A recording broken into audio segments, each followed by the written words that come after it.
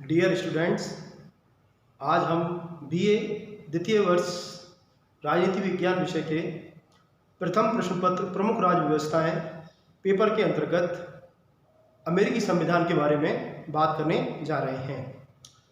जब अमेरिकी संविधान की हम बात करें तो कुछ विशिष्टताएं ऐसी हैं, कुछ विशेष लक्षण ऐसे हैं जो हमें अद्वितीय रूप में अमेरिकी संविधान में देखने को मिलते हैं। जैसे कि हमने पिछले वीडियोज में देखा, जब हम अमेरिकी संविधान की विशेषताओं की बात कर रहे थे तो आपको बताया गया कि संघात्मक शासन प्रणाली सबसे पहले अमेरिका में स्वीकार की गई। शासन प्रणाली के तौर पर अध्यक्षात्मक व्यवस्था को हम देखें अमेरिका में शुरू किया गया।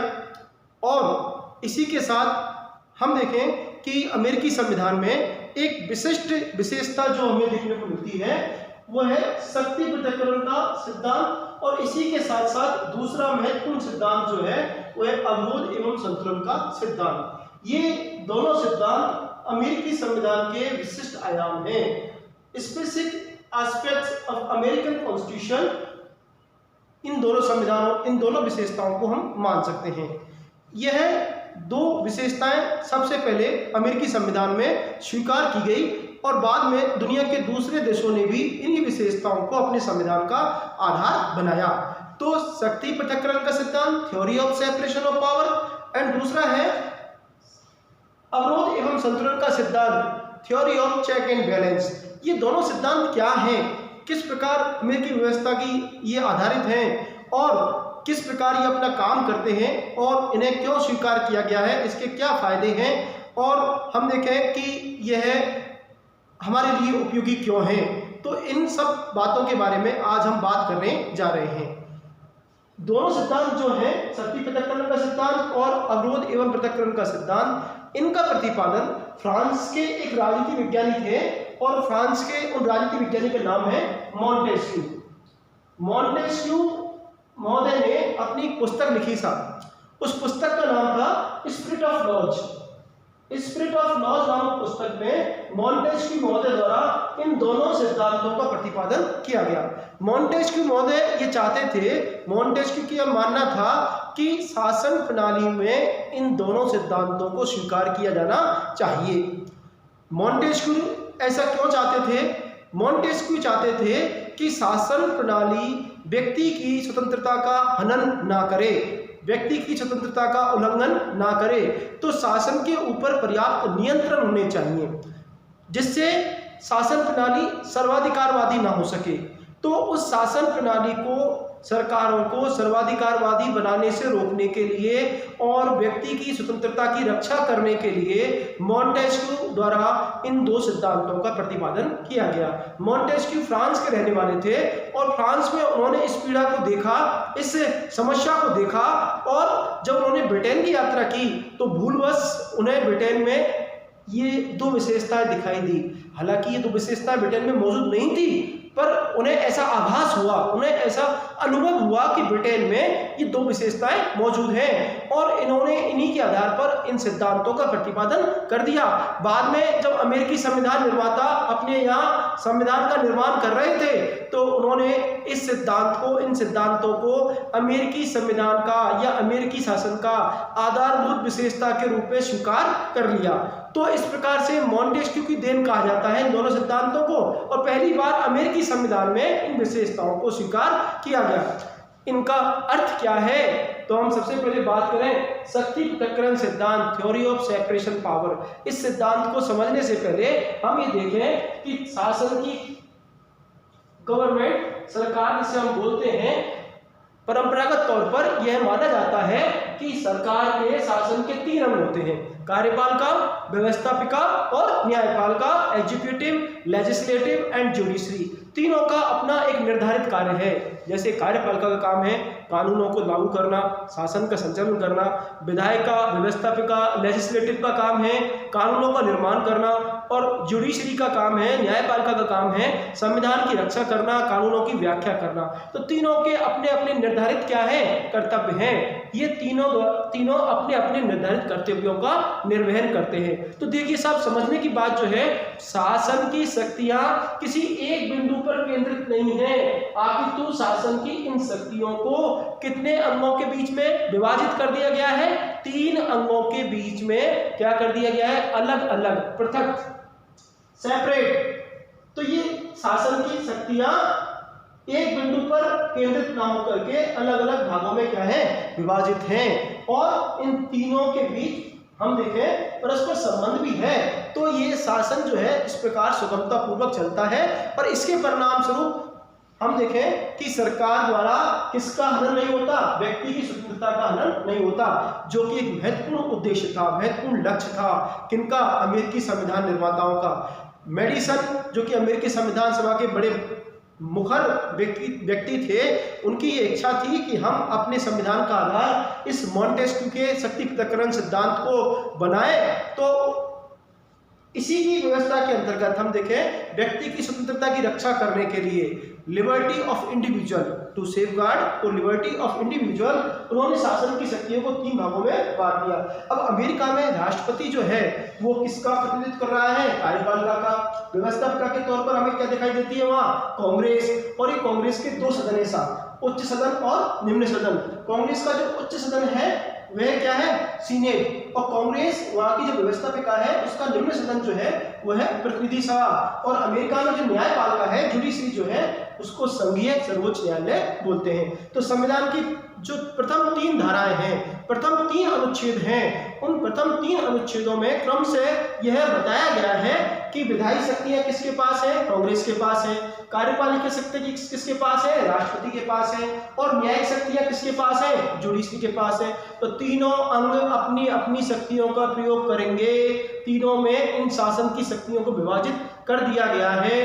तो इसी व्यवस्था को हम क्या बोल रहे हैं? शक्ति पृथक्करण का सिद्धांत बोल रहे हैं। एक इसको हम इस तरह से भी देख सकते हैं कि इन तीनों के बीच शक्ति पृथक्करण सिद्धांत जब विभाजन हो गया, पृथक पृथक हो गई, तो परस्पर संबंध भी नहीं होना चाहिए, अर्थात ये अपना अपना काम कर सकें।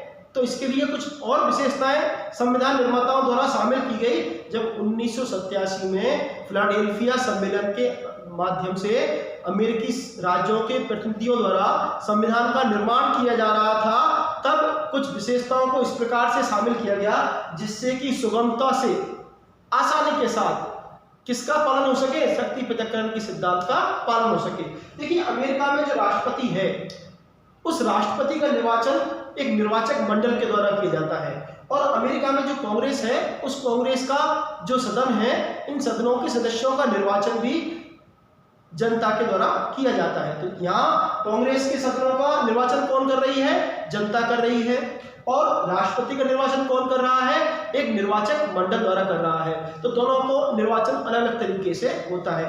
जैसे दूसरी विशेषता हम देखें कि राष्ट्रपति को अपने समय से पहले किसके द्वारा नहीं हटाया जा सकता? कांग्रेस के द्वारा राष्ट्रपति को समय से पहले। अब देखिए, अमेरिका में राष्ट्रपति का कार्यकाल कितना है? 4 वर्ष। 4 वर्ष इसे कार्यकाल की गारंटी प्राप्त है। 4 वर्ष से पहले कांग्रेस साधारणतः अपने पद से नहीं हटा सकती। और इसी प्रकार राष्ट्रपति भी जो है वो समय से पहले किसको भंग नहीं कर सकता? कांग्रेस को। जबकि सीनेट तो एक स्थायी सदन है, और समय से पहले किसको भंग नहीं कर सकता? प्रतिनिधि सभा को भंग नहीं कर सकता। तो यहाँ हम देख रहे हैं कि दोनों पृथक पृथक अपना अस्तित्व बनाए हुए हैं, दोनों का निर्वाचक मंडल अलग अलग है। और अमेरिका का राष्ट्रपति कभी भी किसकी कार्रवाइयों में भाग नहीं लेता? कांग्रेस की कार्रवाइयों में भाग नहीं लेता। और हम देखें कि कांग्रेस महाअभियोग को अलावा, इम्पीचमेंट के अलावा, राष्ट्रपति को किसी अविश्वास प्रस्ताव या अन्य किसी प्रस्ताव द्वारा अपने पद से नहीं हटा सकती। तो इस प्रकार यहाँ पृथकता हमें दिखाई दे रही है। इसके अलावा राष्ट्रपति का जो मंत्रिमंडल होता है, कैबिनेट जो होती है, सेक्रेटरीज जो होते हैं, यह राष्ट्रपति के निजी सेवक होते हैं। मंत्रिमंडल जो होता है, इस मंत्रिमंडल के ऊपर पूरा का पूरा नियंत्रण किसका है? राष्ट्रपति का होता है। और इन मंत्रिमंडल का सदस्य बनने के लिए जरूरी नहीं है कि किसका सदस्य हो, कांग्रेस का सदस्य होना जरूरी नहीं है। और मंत्रिमंडल में किसकी कार्रवाइयों में भाग नहीं लेते? कांग्रेस की कार्रवाइयों में भाग नहीं लेते। तो इस प्रकार से हम देख रहे हैं कि इन दोनों का अपने आप में एक अध्यक्षात्मक व्यवस्था भी इस बात को भी कार्यपालिका और व्यवस्थापिका दोनों पृथक पृथक होती हैं, दोनों के बीच में कोई निकट संबंध नहीं होता। तो इस प्रकार से हम देखें कि यहाँ शक्ति पृथक्करण सिद्धांत जो है वह स्पष्ट रूप से हमें देखने को मिलता है। इसके अलावा हम देखें कि अमेरिका में जो न्यायपालिका है, इस न्यायपालिका ने संविधान की व्याख्या करने का काम, अब देखिए अमेरिकी संविधान बड़ा संक्षिप्त संविधान है, बड़ा ही summarise constitution of the world है। तो ऐसी स्थिति में संविधान की व्याख्या करने का काम और निहित शक्तियों के सिद्धांत के आधार पर न्यायिक पुनरावलोकन की व्यवस्था को अपने हाथ में ले लिया है। और न्यायिक पुनरावलोकन की व्यवस्था को अपने हाथ में ले लिया है तो यहाँ देखें न्यायपालिका का अपना पृथक कार्य क्षेत्र है, संविधान की व्याख्या ये करती है। तो इस प्रकार ये तीनों अंग जो हैं, इन तीनों अंगों का अपना पृथक पृथक कार्य क्षेत्र है और इसी को हम क्या कह रहे हैं, शक्ति पृथक्करण का सिद्धांत कह रहे हैं। और इस सिद्धांत से वास्तविक रूप में व्यवहारिक तौर पर सबसे बड़ा जो फायदा है वह यह है कि सरकार निरंकुश नहीं बनती, सर्वाधिकारवादी नहीं बनती, सरकार उत्तरदायी बनी रहती है। सरकार के तीनों अंग जो हैं, इन तीनों के बीच यह गलतफहमी नहीं आती कि सर्वे सर्वा हम हैं या अपनी शक्तियों का ये दुरुपयोग नहीं कर सकते। और हम देखें कि इससे परिणाम स्वरूप सबसे बड़ा फायदा जो हमें मिलता है वो ये है कि शासन से व्यक्ति की स्वतंत्रता की रक्षा आसानी से हो जाती है, जो कि अमेरिकी संविधान निर्माताओं का एक बड़ा उद्देश्य था। इसी शक्ति पृथक्करण के सिद्धांत के समानांतर दोनों सिद्धांत साथ साथ चलते हैं। तो शक्ति पृथक्करण के सिद्धांत के समानांतर एक दूसरा सिद्धांत भी काम करता है, अर्थात इस सिद्धांत को लागू करने के लिए इस सिद्धांत का होना जरूरी है। तो शक्ति पृथक्करण सिद्धांत के साथ जो दूसरा महत्वपूर्ण सिद्धांत समानांतर रूप से काम करता है वो है अवरोध एवं संतुलन का सिद्धांत, theory of check and balance. इसका मतलब ये हुआ कि ये शासन के तीनों अंग जो हैं वो तीनों एक दूसरे की मार्ग में अवरोध पैदा करते हैं, अर्थात और भी स्पष्ट तौर पर बात करें तो ये तीनों एक दूसरे को चेक करते हैं, नियंत्रित करते हैं। और ऐसा करने से इन तीनों अंगों के बीच में किसका निर्माण हो रहा है, संतुलन का निर्माण हो रहा है, एक बैलेंस। जैसे हम देखें कोई 3 पहिए वाली गाड़ी जो है, उन 3 पहिए वाली गाड़ी के बीच, तीनों पहियों के बीच एक परस्पर बैलेंसिंग होना जरूरी है, तभी वह गाड़ी स्मूथली चल सकेगी। उसी प्रकार संविधान रूपी, सरकार रूपी इन तीनों पहियों की गाड़ी के बीच में क्या होना जरूरी है, संतुलन। तो वो संतुलन कैसे कायम होगा, जब तीनों अंग अपने अपने कार्य क्षेत्र में, अपनी अपनी सीमा में रह करके, अपनी हद में रह करके, अपने निर्धारित कार्य क्षेत्र में रह करके अपना कार्य करेंगे। तो हम देखें कि अमेरिका में कार्यपालिका के तौर पर राष्ट्रपति, व्यवस्थापिका के तौर पर कांग्रेस और सर्वोच्च न्यायालय न्यायपालिका के तौर पर अपने तीनों कार्य क्षेत्र में निर्धारित कर्तव्यों का निर्वहन संविधान के अनुसार करते हैं। अगर कोई तीनों में से एक अंग अपनी मनमर्जी करने लगे, मनमानी करने लगे या अपनी शक्तियों का दुरुपयोग करने लगे तो ऐसी स्थिति में बाकी जो अंग हैं वह उसे ऐसा करने से रोकते हैं। कैसे रोकते हैं, एक उदाहरण के माध्यम से हम समझ सकते हैं कि अगर मान लीजिए राष्ट्रपति द्वारा कांग्रेस द्वारा पारित विधेयकों को निषेधाधिकार वीटो का प्रयोग किया जाए, बार बार वीटो का प्रयोग किया जाए, अनुमति नहीं दी जाए, तो ऐसी स्थिति में अमेरिकी कांग्रेस में व्यवस्था की गई है कि अगर अमेरिकी कांग्रेस उस विधेयक को दोबारा 2/3 बहुमत से पारित कर देती है तो ऐसी स्थिति में बिना राष्ट्रपति की अनुमति के वह विधेयक क्या बन जाता है, कानून बन जाता है। अमेरिकी संविधान में एक विशेषता है सीनेटियल कर्टसी, सीनेट की शिष्टता। तो सीनेट की शिष्टता के तहत हम देखें कि इसमें क्या बात है कि अमेरिकी राष्ट्रपति कार्यकारी प्रमुख होने के नाते कई प्रकार की नियुक्तियां करता है, मेक डिफरेंट अपॉइंटमेंट्स, राजदूतों की नियुक्ति करता है, न्यायाधीशों की नियुक्ति करता है या हम देखें अन्य प्रशासनिक अधिकारियों की नियुक्ति करता है। तो जब नियुक्तियां करता है तो उन नियुक्तियों के लिए उसे सहमति लेनी पड़ती है। किसकी सहमति लेनी पड़ती है, सीनेट की सहमति। बिना सीनेट की सहमति के वो नियुक्तियां नहीं कर सकता। तो यहाँ हम देखें कि राष्ट्रपति को किसे विश्वास में लेना होता है, कांग्रेस को विश्वास में लेना होता है और अपने शासन को चलाने के लिए पर्याप्त मात्रा में उसे बजट की आवश्यकता होती है। वो बजट कौन पारित करती है, कांग्रेस पारित करती है। तो बिना बजट के अभाव में राष्ट्रपति अपने शासन का, अपनी सेना का खर्चा चला ही नहीं सकता। इसके अलावा हम देखें कि अमेरिकी सेनाओं का सर्वोच्च सेनापति राष्ट्रपति होता है, परंतु युद्ध और शांति की जो घोषणा करती है वो कौन करती है, कांग्रेस करती है। तो इस प्रकार हम देखें कि परस्पर एक दूसरे पर क्या है, अगर राष्ट्रपति फिर भी मनमानी करे तो हम देखें कांग्रेस के पास एक हथियार, एक साधन, एक तरीका, वो है महाभियोग। और उस महाभियोग के माध्यम से कांग्रेस राष्ट्रपति को समय से पहले अपने पद से, संविधान का उल्लंघन करने पर, दुराचार करने पर अपने पद से क्या हटा सकती है। हालांकि अमेरिका के संवैधानिक इतिहास में अभी तक ऐसा नहीं हुआ कि किसी भी राष्ट्रपति के विरुद्ध महाभियोग पारित किया गया हो। शुरुआत भले ही हुई, पर प्रक्रिया में आने से पहले ही संबंधित राष्ट्रपति द्वारा त्यागपत्र दे दिया गया, यह राष्ट्र के नाम माफी मांग ली गई। तो इस प्रकार हम देखें, कांग्रेस किसको नियंत्रित करती है? राष्ट्रपति को नियंत्रित करती है। और राष्ट्रपति भी किसको नियंत्रित करता है? कांग्रेस को, कांग्रेस के नाम संदेश भेजता है, राष्ट्र के नाम संबोधन देता है। तो इस प्रकार हम देखें, दोनों एक दूसरे को क्या कर रहे हैं? नियंत्रित कर रहे हैं। यहां हम देखें न्यायपालिका भी इन दोनों को, किन को? कार्यपालिका और व्यवस्थापिका, अर्थात वहां का जो सुप्रीम कोर्ट है, अमेरिकी सुप्रीम कोर्ट जो है, वो राष्ट्रपति को और कांग्रेस को भी क्या करता है? नियंत्रित करता है। कैसे करता है कि अमेरिका में न्यायालय के पास एक महत्वपूर्ण शक्ति अर्जित की है, वो है न्यायिक पुनरावलोकन। न्यायिक पुनरावलोकन, ये न्यायिक पुनरावलोकन क्या है साहब? जुडिशियल रिव्यू जिसे हम कह रहे हैं, पुनः अवलोकन करना। किसका अवलोकन करना? पुनः देखना। किसको देखना? कार्यपालिका द्वारा किए गए कार्यों को, व्यवस्थापिका द्वारा किए गए कार्यों का पुनः अवलोकन किया जाए। किसके द्वारा? न्यायपालिका के द्वारा। तो न्यायपालिका द्वारा संविधान के आधार पर जब कार्यपालिका के आदेशों की और व्यवस्थापिका द्वारा निर्मित विधियों की जांच की जाती है, समीक्षा की जाती है, और अगर कोई आदेश अथवा कानून संविधान के अनुरूप नहीं है, संविधान के विरुद्ध है, तो ऐसी स्थिति में सर्वोच्च न्यायालय उन आदेशों एवं कानूनों के ऊपर रोक लगा देता है, उन्हें विधि शून्य घोषित कर देता है। और न्यायपालिका की इसी शक्ति को क्या कहा गया है? न्यायिक पुनरावलोकन। अब देखिए, न्यायिक पुनरावलोकन का जो बात है वो अमेरिकी संविधान में लिखित रूप में नहीं है, तो ये अर्जित की हुई है। किसने? सुप्रीम कोर्ट ने।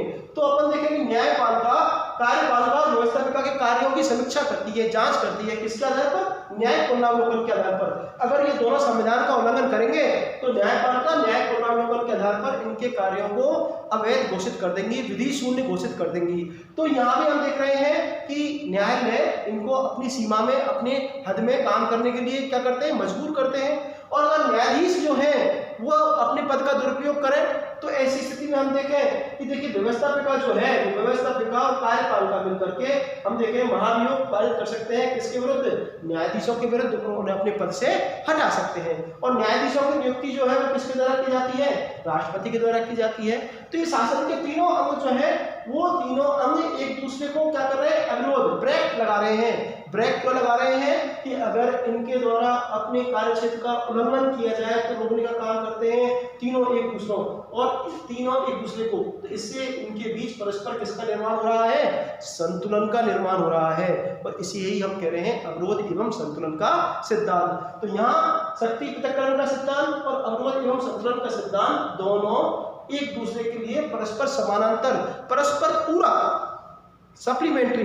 अगर हम इस सिद्धांत को स्वीकार कर रहे हैं तो अनिवार्य तौर पर हमें अपने संविधान में किसको भी शामिल करना होगा? अवरोध एवं संतुलन के सिद्धांत को शामिल करना होगा।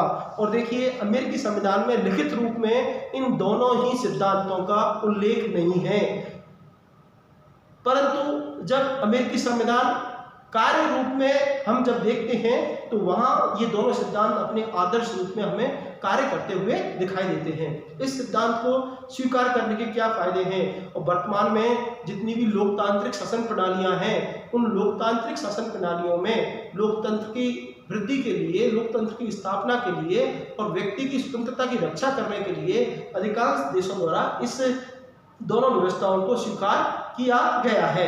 कई बार कुछ विशेषज्ञ यह कहते हैं कि इन दोनों सिद्धांतों के प्रयोग करने से हमें शासन में क्या दिखाई देता है? अलगाव दिखाई देता है, अर्थात हमें शासन में तारतम्यता दिखाई नहीं देती, क्योंकि ये तीनों अंग जो हैं वो एक दूसरे से पृथकता रखते हैं, एक दूसरे के मार्ग में अड़चनें पैदा करते हैं और एक दूसरे के लिए कई बार समस्या खड़ी हो जाती है, जो कि राष्ट्र हित में नहीं है, व्यक्तियों के हित में नहीं है। परंतु ऐसा कहना उचित नहीं है।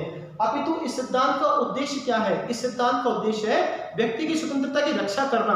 तो इस उद्देश्य की प्राप्ति के लिए हम देखें कि कुछ प्रावधान जो एक दूसरे को बैलेंस करने के लिए, एक दूसरे को चेक करने के लिए जो बनाए गए हैं, वो प्रावधान, अनेक प्रावधान ऐसे भी हैं जिनसे ये एक दूसरे को सहयोग करने को मजबूर होते हैं। जैसे हम देखें सीनेटियल कर्टसी, सीनेट की शिष्टता। तो सीनेट की शिष्टता के नाम पर राष्ट्रपति को अपनी नियुक्तियों को पारित कराने के लिए, अपनी संधि समझौतों को किससे पारित कराने के लिए, सीनेट से पारित कराने की आवश्यकता होती है। उसी प्रकार कांग्रेस को अपने द्वारा निर्मित कानूनों को पारित कराने के लिए किसकी सहमति आवश्यकता होती है, राष्ट्रपति की आवश्यकता होती है। तो यहाँ शासन जो समग्र रूप से काम कर रहा है, उस समग्र यूनिट के रूप में, एक इकाई के रूप में कार्य करने वाले शासन के लिए हम शक्ति पृथक्करण और अवरोध एवं संतुलन के सिद्धांत में कहीं कोई हमें दिक्कत पैदा नहीं होती, कहीं कोई समस्या पैदा नहीं होती, अपितु इसे हमें एक बहुत बड़ा फायदा व्यवहारिक तौर पर देखने को मिलता है। वो है शासन की सर्वाधिकारवाद से रक्षा और व्यक्ति की स्वतंत्रता की रक्षा। और हमें यह सिद्धांत भारत के संविधान में भी देखने को मिलता है।